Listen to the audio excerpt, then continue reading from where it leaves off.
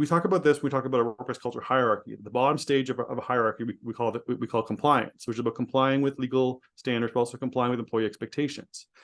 Because when we don't comply with employee expectations, it creates job dissatisfaction. And job dissatisfaction, what that looks like is people are, unhappy. People are, almost like feeling that they're taken advantage of, or other people have it better than they do, or someone's being treated well and I'm not being treated well, And this is often the type of environment that we have when we don't put the effort to make our workplaces competitive, sufficient, and equitable. It's because we want to make sure our workplaces have it as good as other workplaces. We want to make sure our workplaces are providing people what they need, and make sure our workplaces are giving people kind of a sense of fairness and equity.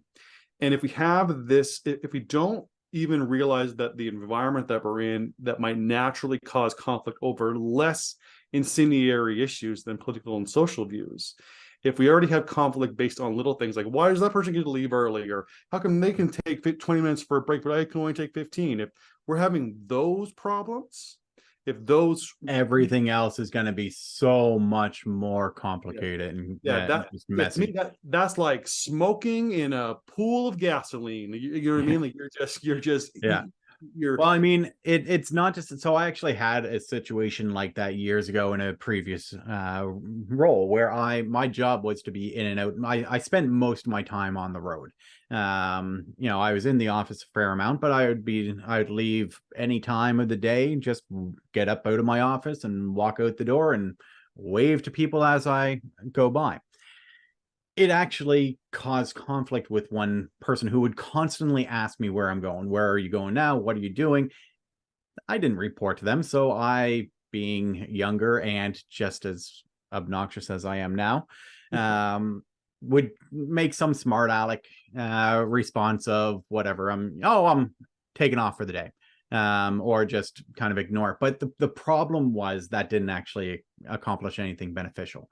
There was conflict between myself and this person because, we actually ended up discussing this between the two of us and working things out. And we actually have a good relationship now, but it was more about this individual was not given the same freedoms in their role that they saw this new kid who's young and kind of a jackass taking liberties, right?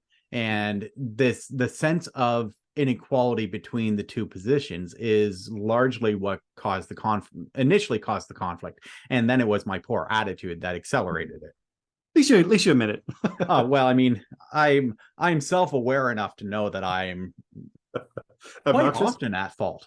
But yeah, and again, this is like, when these types of people feel that there's inequity, people feel that someone is being treated better than them, and again, these smaller things are not as, again, complex as differing political and social views. If these problems are festering in the workplace due to job dissatisfaction, then you're not ready to worry about managing employees with different political or social views. You have to deal with job dissatisfaction first. And we do actually have a podcast episode from last season where we actually talk about how dangerous job dissatisfaction is.